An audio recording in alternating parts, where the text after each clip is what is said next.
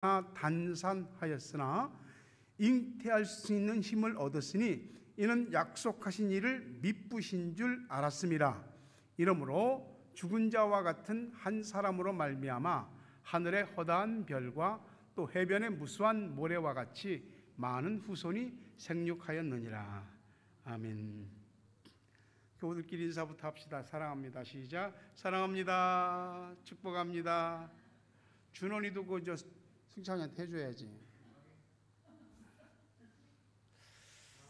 네. 여러분도 들어오시면서 보셨겠지만 제가 요즘 특별하게 자꾸 눈을 주는 게 있는데 그게 이제 교회 하단에 핀 코스모스입니다. 한 그루가 지금 철도 아니거든요.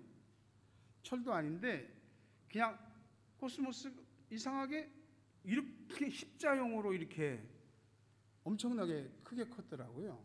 그래서 클 때부터 저게 철도 아닌데 이렇게 크네. 근데 어느 날 꽃이 피기 시작하더라고요. 지지난주에는 바람이 세차게 불어갖고 굵은 가지 하나가 뚝 끊어져 버렸습니다.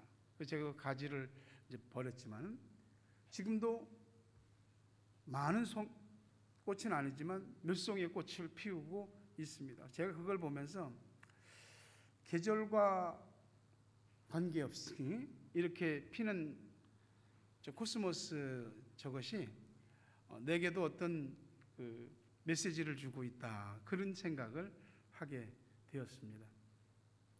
아이들에게 설교했지만 우리는 많은 것을 할 수 있습니다. 하지만 여전히 못하는 것이 있습니다. 그것이 우리의 한계이지요. 근데 이 한계라고 하는 것이 사실은 내가 이 정도구나 하는 자기의 그 한계성을 알게 되기도 하지만 이 한계라고 하는 것 때문에 그 한계 속에 자기 자신을 자기가 가두어 버리는 그런 일들이 있습니다. 반복되는 어떤 한계를 계속 직면하게 되면 우리가 생각이 바뀝니다. 안 된다고. 그러면서 내가 생각하는 그 생각의 한계가 곧 내 능력의 한계가 되어버립니다. 그리고 소위 말하는 그것이 넘사벽, 넘지 못할 벽이 되어버립니다.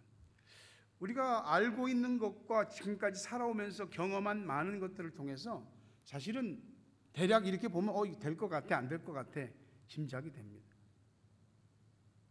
우린 너무 똑똑해서요, 불가능을 너무 확신합니다. 머리가 너무 비상해서 믿음을 그냥 날려버립니다. 하나님도 내 수준으로 떨어뜨리고 나와 같은 수준의 하나님, 그 정도 선에서 우리가 믿는다고 믿고 있습니다.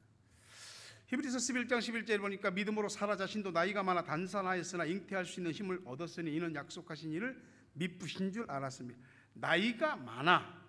그때 89세입니다. 단산, 출산이 끊긴 겁니다. 단산하였으나 잉태할 수 있는 힘을 얻었다고 그럽니다. 성경은 그걸 딱 앞에서 말씀하는 겁니다. By faith, 믿음으로. 아이를 낳을 수 없는 상태인데 잉태할 수 있는 힘을 얻었다? 어떻게? 믿음으로. 로마서 4장 19절에 보면 그가 100세나 되어 자기 몸이 죽은 것 같고 사라의 태가 죽은 것 같음을 알고도 믿음이 약하여지지 아니하고. 여성이 평생 동안 임신할 수 있는, 아이를 가질 수 있는 건 아니잖아요. 가임기라는 게 있습니다. 근데 여기 태가 죽었다는 말은 가임기가, 임신할 수 있는 기간이 이제 끝났다는 얘기입니다. 근데 하나님은 된다고 그럽니다. 놀랍게도 아브라함이 다 알고도 믿음이 약해지지 않고, 우린 딱 보면 안 되는 건 안 되는 거야 라고 결론을 내립니다. 그게 틀리냐고. 안 되는 게 안 되는 건데 그게 뭐 틀리냐고. 그런데 하나님은요, 왜 말도 안 되는 말씀을 하면서 믿음을 가지라고 하냐고. 이게 우리한테는 소위 희망 고통이 되는 겁니다. 아브라함과 사라가 아이를 갖기 위해 그 당시에 할 수 있는 것은 다 해봤겠지 않겠어요? 뭘 안 해봤겠어요? 해봤는데 안 되는 거예요. 그것 때문에 계속 실망과 좌절과 낙심이 밀려오는 거죠. 그리고 결국 안 되는구나. 자기의 한계선을 긋고 그 한계선 안에 자신을 가두고 한계선을 못 벗어나는 겁니다. 그러니까 내가 경험한 세계가, 내가 해본 것이 내 인생의 운명의 한계가 되는 겁니다. 그 선을 누가 긋냐고요? 자기가 긋는 겁니다. 그게 우리가 하나님을 경험해야 되는 이유예요. 한계를 넘어서기 위해서. 세계적인 심리학자 마르틴 셀리그먼이라는 분이 유명한 얘기를 하나 했는데, 학습된 무기력, learned helplessness, 무기력은 학습된다. 그리고 우리는 학습된 무기력에 빠진다. 이런 말을 그의 책에서 합니다. 무슨 얘기냐? 어떤 그 부정적인 결과가 반복적으로 나한테 계속 생기면 결국엔 그게 안 돼. 해도 안 되는 거야 하고 포기하고 어떤 시도도 하지 않으려고 한다는 거죠. 여러분이 아는 벼룩 있죠? 벼룩은 흔히들 높이뛰기 선수로 알려진 곤충입니다. 벼룩의 크기가 1에서 3mm, 엄청나게 작거든요. 근데 이게 점프를 하면요, 보통 18에서 20cm 정도, 자기 몸의 60배에서 100배에 달하는 높이를 점프하는 겁니다. 엄청난 거죠. 근데 이 벼룩을 컵에다 넣고 컵을 뒤집었어. 그럼 벼룩이 계속 뜁니다. 관찰하는 거죠. 계속 뛰는데 나중에는 벼룩이 안 뜁니다. 좀 이따 또 뜁니다. 근데 결국은 안 뜁니다. 나중에 컵을 치우는데 벼룩이 높이 뛰지 않더라는 거죠. 야생 독수리를 길들이는데 땅바닥에 말뚝을 박고 말뚝에 줄을 묶고 그 한쪽 줄은 독수리의 발목에 묶습니다. 못 날아갑니다. 사람이 먹이를 주러 가면 막 사납게 날개짓하고 부리로 발톱으로 찍으려고 하죠. 긴 밥을 안 줍니다. 그럼 배고플 때쯤 되면 갑니다. 그러면 또 독수리가 아주 요동을 칩니다. 그걸 반복하면서 먹이를 주는 겁니다. 말을 듣게끔.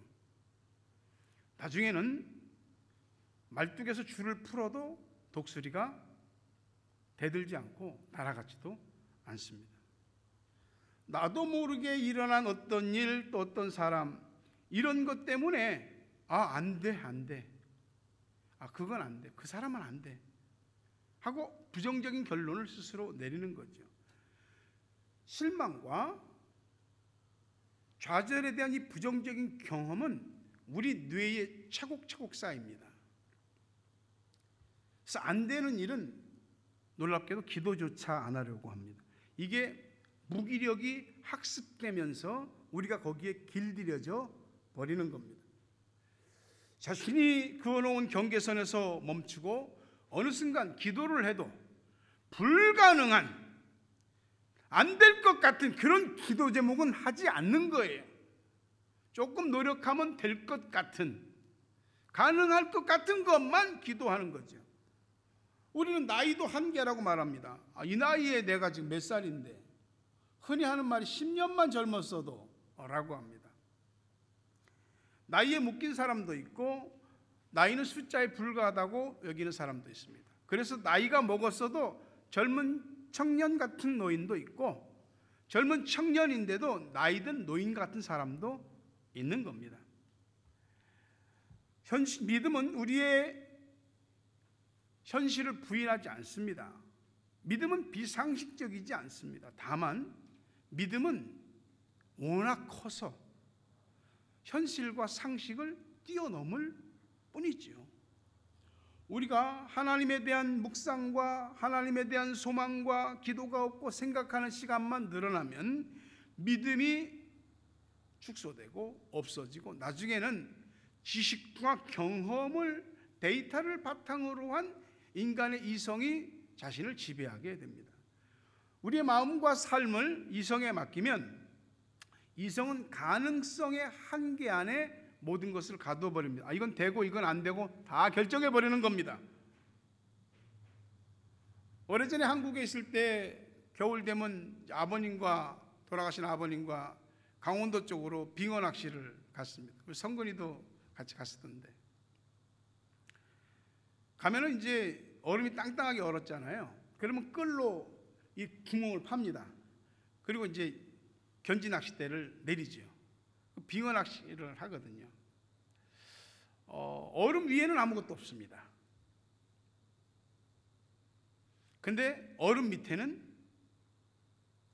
지금 눈에 안 보이지만 빙어가 있습니다. 우리의 이성이라고 하는 이 얼음의 두께가 너무나 두꺼워서 눈에 보이는 것만 가지고 판단하지 안 보이는 건 인정하지 않습니다. 우리의 믿음이 우리가 가진 지식과 경험이라고 하는 이성을 깨뜨리고 그 얼음 밑으로 우리가 가진 믿음의 낚싯줄을 내릴 때 고기를 낚아 올릴 수 있습니다. 여러분 인생이 원하는 것들을 낚아 올릴 수 있다고요. 나의 한계는 누가 만든 것도 아니에요. 다 내가 만든 겁니다. 우리에게 믿음이 필요한 이유는 자신의 한계를 뛰어넘기 위해서입니다. 믿음은 하나님의 능력과 나를 접속시킵니다.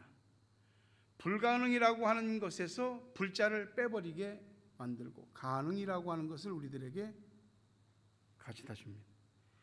지금까지 자신도 모르게 학습된 무기력의 어떤 막을 믿음으로 찢어내버리고 하나님이 살아 역사하시는 것을, 하나님이 내 인생에 역사하시는 것을, 놀라운 기적을 경험하게 되길 주의 이름으로 축원합니다. 홍해를 가는 것은 하나님이시지만 홍해를 건너는 것은 각자 자신의 믿음인 겁니다. 예수님께서 38년 된 병자를 고치시고 소경의 눈을 뜨게 하실 때에 내 믿음대로 될지어다, 내 믿음이 너를 구원하였느니라, 항상 믿음을 기적의 단서로 말씀을 하셨습니다. 하나님은 전지전능하시죠. 모르는 게 없고 못하실 것이 없다고. 문제는 우리의 믿음인 거죠. 믿음은 우리를 한계의 틀에 묶어두지 않습니다. 하나님은 그런 우리의 믿음을 보시고 한계를 깨트려버리는 기적의 역사를 일으켜 주시는 것입니다. 우리는 우리 한계에 부딪히면 자꾸 인간적인 사람에 대한 사람의 답을 찾으려고만 하는 것. 아브라함이 하나님이 약속하셨지만 자식이 없으니까 야 이거 자식이 없이 끝나겠다. 그 당시에 관습대로 우리 집에서 제일 충직하고 똑똑한 엘리에셀이라고 하는 내 하인에게 이 모든 상속을 줘야 되겠다. 그렇게 마음을 먹었습니다. 사라도 아들이 없으니까 그 당시에 관습대로 자신의 여종인 하갈을 통해서 아들을 얻으려고 인간적인 답을 내놨습니다. 믿음이 사라진 자리에는 사람의 대안이 들어앉게 되어 있습니다. 우리도 다 똑같을 겁니다. 최선이 아니면 차선이라도 선택해야 된다는 것이 우리가 가진 다 일반적인 생각입니다. 문제는 차선을 선택하면서 하나님에 대한 믿음을 밀어내버린다는 것이죠. 나의 한계는 하나님도 한계라고 하는 이 생각이 우리를 자신도 모르게 장악하기 시작할 때 우리에게서는 믿음도 사라지고 기적도 사라지는 것입니다. 사라가 하갈인 여종인 하갈에게서 낳은 그 아들 이스마엘은 아브라함의 상속자로 딱 안성맞춤인 것 같아요. 그 인간적인 대안에 대해서 하나님은 이스마엘은 너의 상속자가 아니다. 아브라함한테 네 몸에서 날 자가 내가 약속한 씨가 너의 상속자가 될 것이다. 내가 생각한 대안, 내가 생각한 어떤 판단이 일을 더 복잡하게 하고 불행을 자초할 수 있습니다. 아브라함과 사라가 인간적으로 만든 이 작품 이스마엘이라고 하는 것 때문에 하나님이 불편하셨습니다. 여러분이 성경 읽어보셨겠지만 창세기 16장과 17장 단 이 2장밖에 안 되는 그 사이에는 하나님이 아브라함에게 거리를 두시고 나타나시지 않은 무려 13년의 하나님이 침묵하시는 공백기가 있습니다. 하나님이 너 잘못했다는 거죠. 너 틀렸다는 것이죠. 하나님이 그에게 말씀하시지 않습니다. 무려 13년입니다. 그 침묵하신 13년 동안 아브라함은 가정보라로 엄청나게 고통을 치렀습니다. 하나님의 약속을 인간의 대안으로 바꿔치기 한 것에 대한 그런 값을 치른 것이죠. 믿음으로 사는 건 어렵다고 그랬습니다. 믿음으로 살려면 코너에 몰릴 때 쫓기는 조급함과 싸워야 됩니다. 그래야 기다릴 수 있고 인내할 수 있습니다. 조급해지면 자꾸 인간적인 생각을 하고 자기에게 치명적인 악수를 두게 되고 내가 생각한 생각에 내가 걸려 넘어지고 혼자 소설 쓰고 혼자 소설의 늪에 빠지게 됩니다. 믿음이 힘든 이유는 하나님의 약속을 잉태하고 산고까지 가는 과정을 치러야 되기 때문에 그렇습니다. 임신까지는, 출산까지는 힘들어도 버티고 기다려야 되잖아요. 다 그렇게 자식들 낳았잖아요. 하나님의 약속도 똑같아요.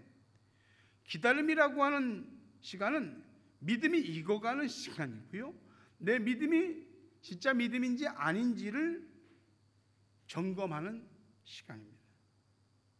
우리가 믿음으로 기다리면 하나님은 on time, 정확한 시간에 하나님이 역사하십니다.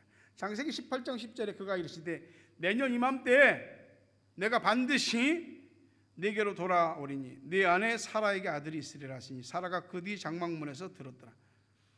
본래 근동의 풍습은 여자는 나와서 이야기하지 않고 남자가 이야기하는데 사라가 커튼 뒤에서 들었습니다. 내년 이맘때 내가 올 텐데 사라한테 아들이 있으리라. 웃었습니다. 사라가. 왜요? 학습된 무기력이죠. 내가 아이를 가져보려고 안 했나? 안 됐잖아. 기껏해서 이스마엘 하나 했는데 이스마엘은 아니라고 그러시잖아. 웃었습니다. 어떻게 내가 이 나이에 아들을 낳겠냐고.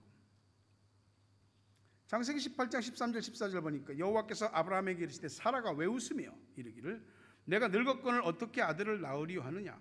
여호와께 능하지 못할 일이 있겠느냐. 기한이 이를 때 내가 네게로 돌아오니 사라에게 아들이 있으리라. 사라가 웃은 것을 하나님이 지적하죠. 너 웃었다. 안 웃었어요. 겁나니까. 속 생각을 아십니다. 우리가 가지고 있는.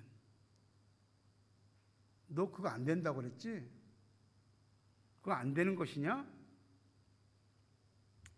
사람은 안 되는 건 안 되는 거거든. 근데 하나님은 다르잖아요. Is anything too hard for the Lord? 하나님께 못하실 일이 있냐?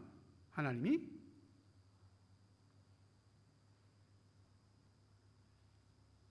창세기를 보면 아브라함의 사라의 믿음이 믿음과 현실 사이를 왔다 갔다 하는 것을 볼 수 있습니다. 누구나 우리의 믿음은 불완전합니다. 믿는 것 같다가도 현실이 되면 또 현실로 가고, 현실 속에서도 그래도 믿는다고 했다가도 또 다시 또 현실이 되면 또 현실로 가고. 그런 사라가 믿음으로 잉태할 수 있는 힘을 얻었습니다. 하나님은 약속하신 것은 이루십니다. 왠지 아십니까? 하나님이니까, 사람이 아니니까. 우리는 불가능의 현실 앞에 서고 그런 일들을 자꾸 만나게 되면 복잡해집니다. 하나님은 복잡하지 않습니다. 하나님은 약속하신 대로, 말씀하신 대로 하십니다. 오늘날 90세 여성이 아이를 낳았다? 굉장히 세계적인 그 토픽감이 될 겁니다. 도대체 저 90세 여성이 어떻게 아이를 낳았을까? 의학적으로 과학적으로 막 뭐 분석하고 검증하고 막 그러지 않겠어요? 그러다가 도저히 이해도 안 되고 설명도 안 된다. 그러면 그냥 미스터리로 남는 겁니다. 근데 우리는 믿는 사람들에게 미스터리가 없습니다. 하나님의 역사하신 일에 대한 것을 믿는 사람은 알기 때문에 그렇습니다. 히브리서 11장 1절에 이는 약속하신 일을 미쁘신 줄 알았다. 미쁘다는 말은 신실하다, 그런 뜻입니다.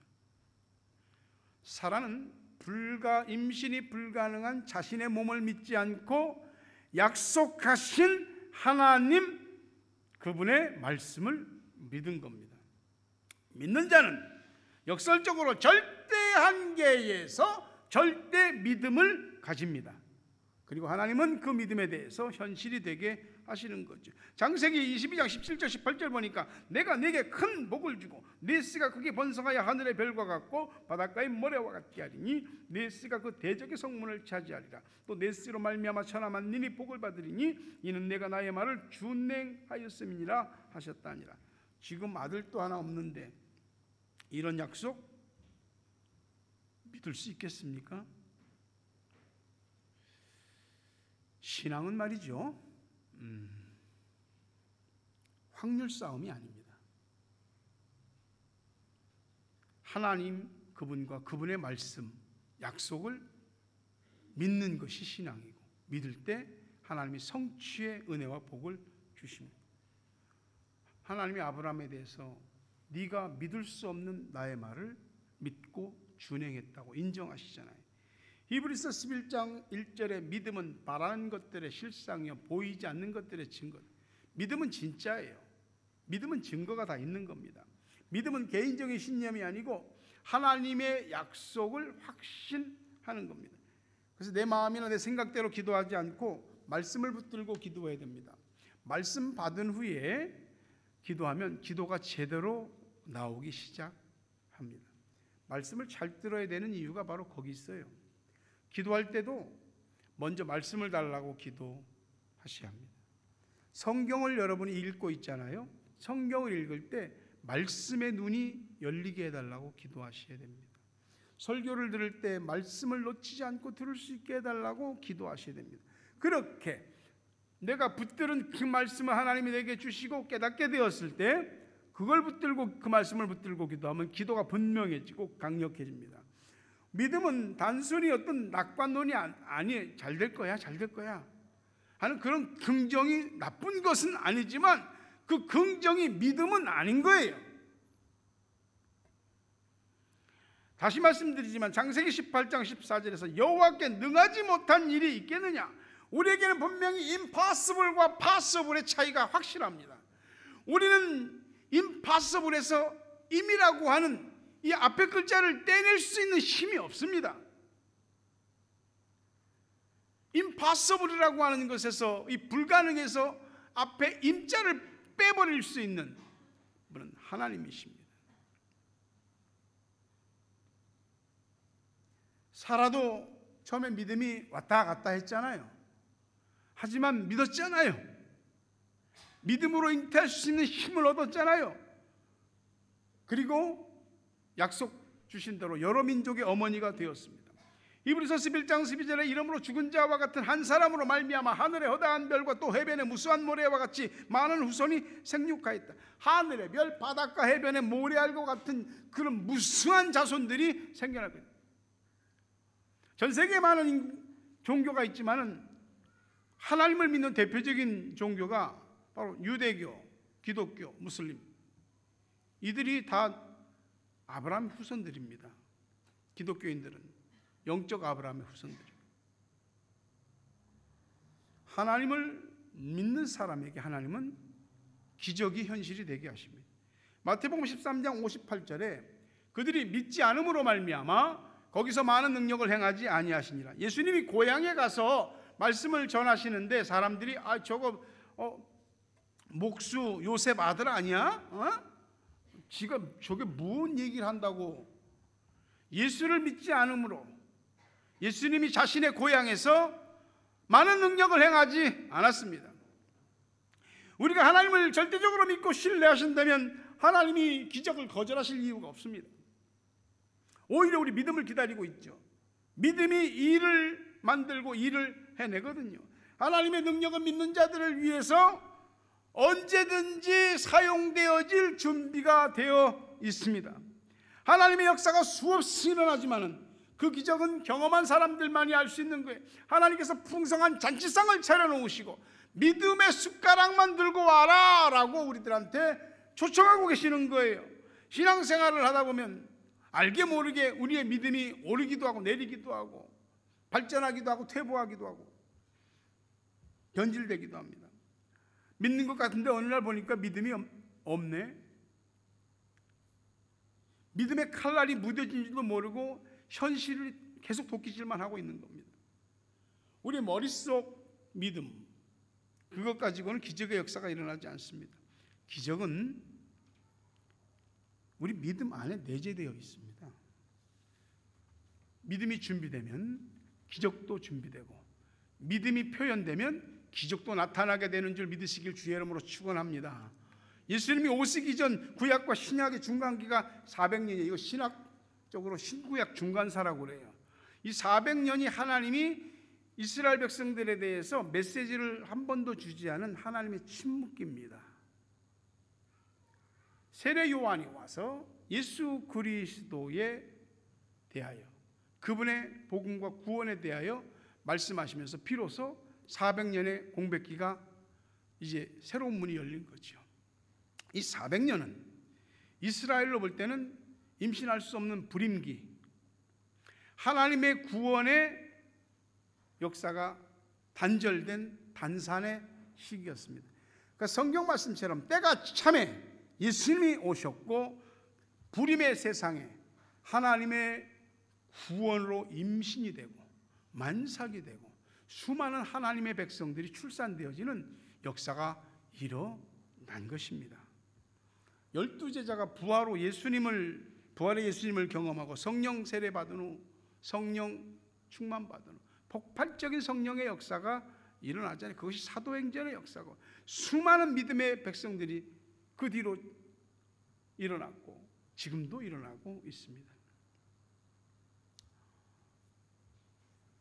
제가 목회자로서 볼 때에 지금 우리 타오랑과 샘물교회는 마치 잉태할 힘이 없는 교회와 같습니다.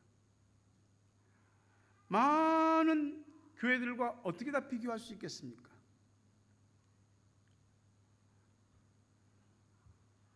하나님의 종으로 부름을 받아서 목회를 해오고 지금까지 오는, 전도사 때부터 지금까지 거의 40여 년 오면서 지난 몇 년은 저에게는 가장 아프고 어려운 시기죠. 지금도 그렇고요. 그건 누구의 잘못이나 누구의 탓도 아닙니다. 하나님께서 일단 허락하신 겁니다. 지난 몇 년 동안 제가 교인들과 목회자와 연결되는 고리들이 다 끊어진 것 같은 그런 마음을 제가 감출 수가 없는 거예요. 아무도 약속은 하지 않았겠지만 지난 몇 년 동안 가정의 신년 대신방 한 사람도 없습니다. 새벽 기도와 수요 예배와 금요 예배의 불이 여기 꺼졌습니다. 제가 강대상에서 방석을 펴고 기도한 지가 한 1년 4개월 정도 됐습니다. 집에서 이렇게 따뜻한 데 앉아 있다가 있으면 계속 앉아 있고 싶지 나오고 싶겠습니까? 근데 일어납니다. 일어나서 교회로 옵니다. 왜 그런지 아십니까? 믿음으로 일어서는 것이고 믿음으로 교회 문을 열고 들어오는 것이고 그 믿음으로 하나님 다시 변화와 부흥에 잉태할 수 있는 힘을 얻게 해달라고 믿음으로 여는 것입니다. 우리 하나님께서는 죽은 하나님이 아니십니다. 하나님은 단 한 사람을 통해서도 역사를 일으키십니다. 그리고 하나님은 그 사람에게 믿음을 주실 것이고 그 특별한 믿음은 하나님의 놀라운 기적을 그 개인에게, 가정에, 교회에 나타나게 하실 겁니다. 말씀을 맺습니다. 우리가 믿음으로 살지만 잉태할 힘이 없을 때가 있습니다. 그런 일들이 우리 가족에서 주변에서 있습니다. 더는 희망이 없이 다 끝난 단산한 여인의 태와 같이 그런 절박한 절망이 우리에게 있을 수 있습니다. 그 가정에서 하나님도 잃어버릴 수 있고 하나님의 약속도 다 날려버릴 수 있고 믿음도 다 사라질 수 있습니다. 우리가 해야 될 일은 잉태할 수 없을 때, 잉태해야 하는데 잉태할 수 없을 때 하나님에 대한 믿음의 순도를 높이는 것, 그게 우리가 해야 할 일입니다. 그때 놀라운 일도 기적도 보게 될 것입니다. 사라의 하나님, 나의 하나님이신 줄 믿습니다. 사라가 믿은 하나님을 여러분도 믿으십시오.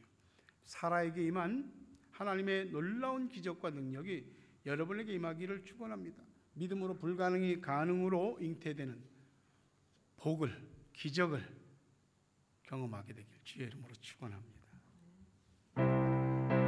할 수 있다 하면 된다.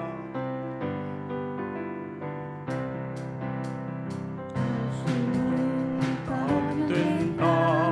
해보자.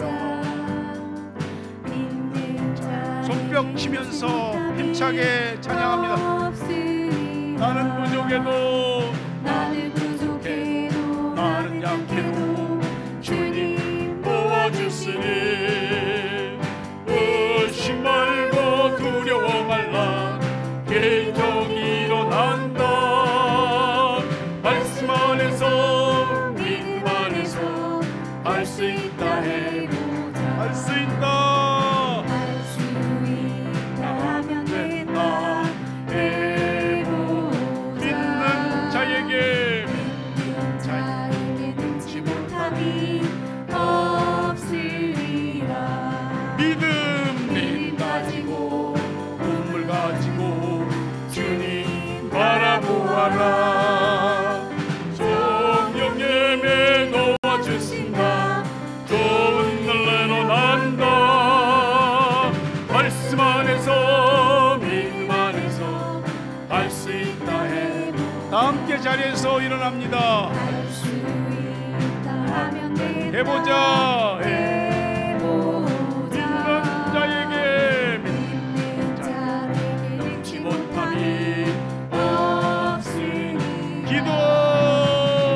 기도하면서 찬양할 때에 주님 함께 하신다. 할렐루야 할렐루야. 기적이 일어난다.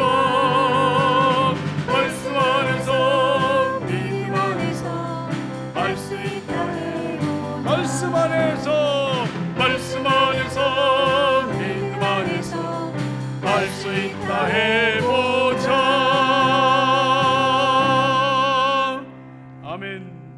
오늘 말씀 기억하십시오. 여러분은 어떤 무기력에 학습되어지고 있습니까? 하나님을 잊으셨습니까? 우리 다시 믿음을 가져야 될 때입니다.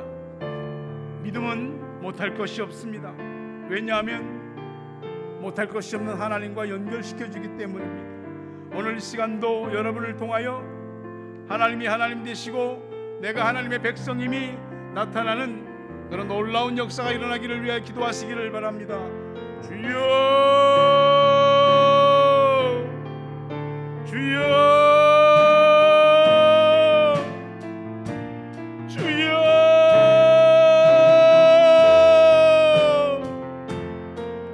모든 것을 아시는 아버지 하나님, 어느 누구도 아닌 하나님께서는 아시고 누구도 알 수 없어도 하나님은 아십니다. 오늘 우리가 잉태하고자 하나 잉태할 힘이 없나요? 하나님이 역사하시지 않으면 우리는 이렇게 모든 게 닫혀진 가운데 아무것도 할 수 없는 무력하고 무능한 자가 될 수밖에 없나요?